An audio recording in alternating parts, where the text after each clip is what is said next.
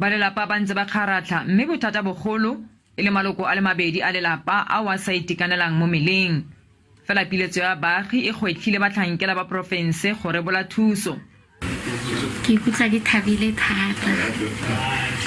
Bana dima bo ke neng ke borwele o tla imologa. Go le jalo Makena o ile a ema ka dinao go tokafatsa botshelo ba gagwe ka go ithuta kwa yunibesithi. Jaanong o ithaopile go ruta bana ba grade R kwa sekolong se se gaufi fa santse a letile go etsa dithuto tsa gagwe. Fela go Thabiso maitemogelo a go tlhokomela bo monnawe a fetlhile lerato la go tsweletsa tiro eno go batho bao ba sa itekanelang mo mebileng.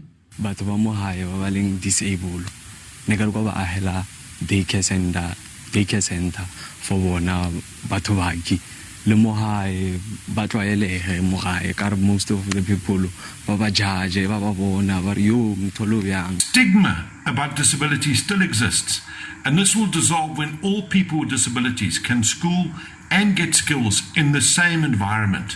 No legislation will remove a stigma about disability. Re sa le fo projeke ya kago e simolotse. I came now in February to launch the project because the lady was given a new site and we are developing that site as we speak now.